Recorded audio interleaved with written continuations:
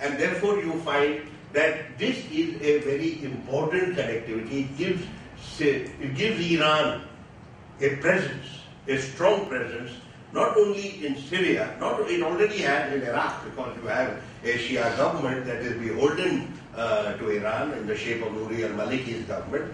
You have Iraq already subservient to Iran, as seen from Riyadh.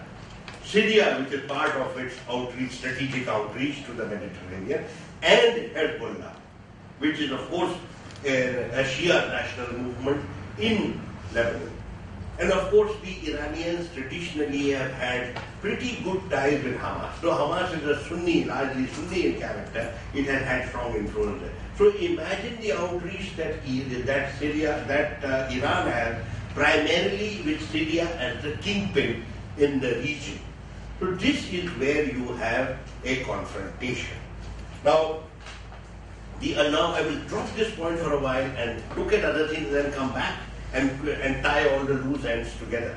We have had the electoral successes of Islamic parties. That has been the first real consequence in the case of Tunisia and Egypt. This is not particularly surprising because the principal sources of opposition to the autocrats in the two countries had been Islamic in character. An-Nahda in Tunisia and the Muslim Brotherhood. They have a long and complex story about. So they are the well-established. They're the only well-established entity. Do recall that the fact that the Arab Spring agitation was unique in world affairs in that it was leaderless, partyless, and ideologyless. It was truly a mass movement. And in that sense, it is quite different from any of the agitations that you've had elsewhere. It was brought together by modern technology. But the inherent weakness in this is the fact that you do not have the capacity, do not have the organizational capacity to participate in the political process. That unless you translate your public agitations into a political movement represented by a political party, how do you participate in elections? You have elections are won by established parties. The only established parties that were likely to have, that already had a presence, were the parties, were the Islamic parties. But again, if you look at the Iranian election, you will find that the first candidate was the Muslim Brotherhood, number two represented Mubarak's regime. But between them, the two rivals got just about 50% of the popular vote. The balance 50% was divided into a large number of liberals and Naserites and various other characters who did not get the popular support primarily because they were not as well organized as the first two. I personally believe that as we go along, you will find that more and more the other opinions that are available in the body politic will get better organized, and in the next election at least you will have a more robust challenge. Secondly, the Muslim parties are not static. They are very, very dynamic. They have a lot of internal debates. The Muslim Brotherhood of this century is quite different from the one that had prevailed when it was set up in 1922 and when it was participating in radical Islam at the time of Sayyid Qutb.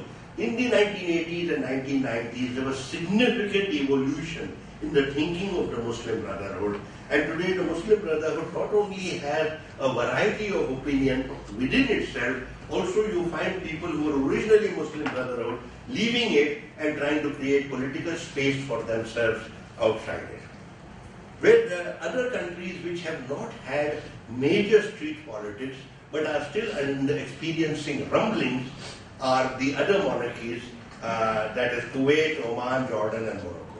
Here people have grievances, they have stated them, sometimes publicly, sometimes robustly. What the monarchs are attempting to do there is to provide for reform from above, so that slowly but surely you will ultimately move towards constitutional monarchy, but it will not happen overnight or dramatically. This is what they have offered. Very often you find that some of the people have accepted it, some people have rejected it, saying it doesn't go far enough. But the debate is ongoing in these countries. Now, let us look at I want to see, because I want to get on to energy security and bring my remarks to a close. Iran, as you know, I have already mentioned the confrontation against Iran. It is subject to sanctions. The Saudis were able to get a lot of international support for their position by penetrating the American prejudice against Iran, and the fact that it suits the Saudis because they are able to transfer, they are able to immunize the GCC from the implications of the Arab Spring. It suits the Israelis because the last thing they want is to have any discussion about the peace process and the settlement, so they would like international attention on Iran. And the United States, of course, has traditional problems with the Iranians, and also because it would go along with any confrontation against Iran and tighten the sanctions against that country. Syria I have already dilated at great length, so I don't need to go into it again. Let me quickly look at global energy security. Now I will try, this is a parallel track, and I will then try to link the two. Energy is the source of, is the fuel for economic growth, and therefore is of great importance, because if you have energy security, you can pull people out of poverty.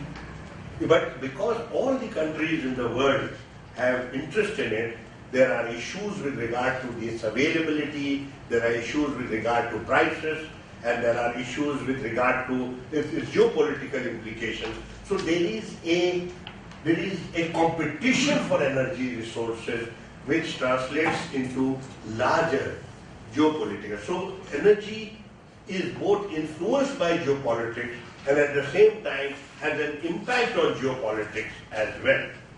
There have been some significant changes in recent years with regard to energy. For example, Asia has emerged as a very major consumer of energy. Earlier, the bulk of the world's energy used to be consumed in the West. But as high growth rates have been experienced in Asia, we find that more and more of these resources are consumed in Asia itself. I'm looking at 5 important issues that have been taking place with regard to energy that are separate from the Arab Spring, and I will then bring into the picture certain aspects which are part of the Arab Spring, which are influenced by the Arab Spring. The first is global supply. There has been a great debate in the international community about the sheer availability of oil and gas, which together are called hydrocarbons.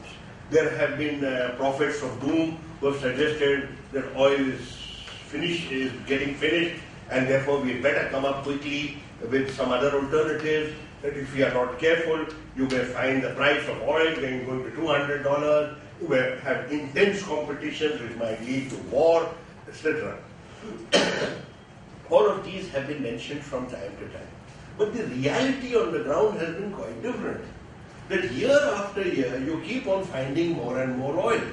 So that the international community's entire requirements are actually being met by present production.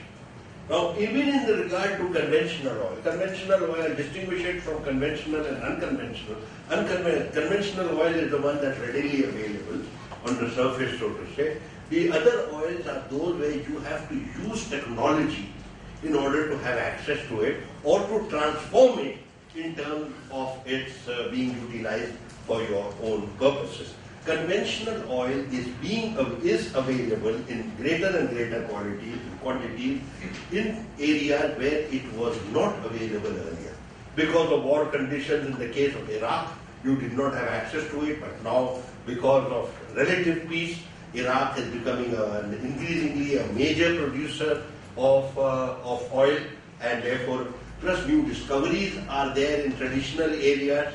You are also able to use technology and go into areas where you could not access oil earlier.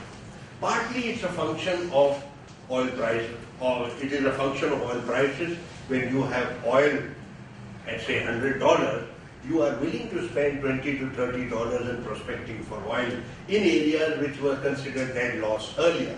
So people are willing to go into difficult areas because whatever the cost of prospecting and development, it is still far lower than the actual price in the market. So you are going into geographically difficult areas, you are going into the deep sea, we are going into the Arctic, we are going into Alaska, all of which were no-go areas because of lack of technology or because they were environmentally sensitive. So even in the conventional area, you have greater availability of hydrocarbon resources. But the most dramatic development that has happened in recent years is the access that we now have to non-conventional, unconventional sources. And the most important of which is shale oil and shale gas. In the case of Canada, it is tar sand. So all of these are today now coming into the market and therefore changing significantly the demand scenario and the geographical availability of oil compared to earlier times. Asian demand is over the last 10 years, Asian demand is the most significant part of the global demand-supply narrative. That not only is Asia a major consumer of oil, it is also likely to remain so in the future.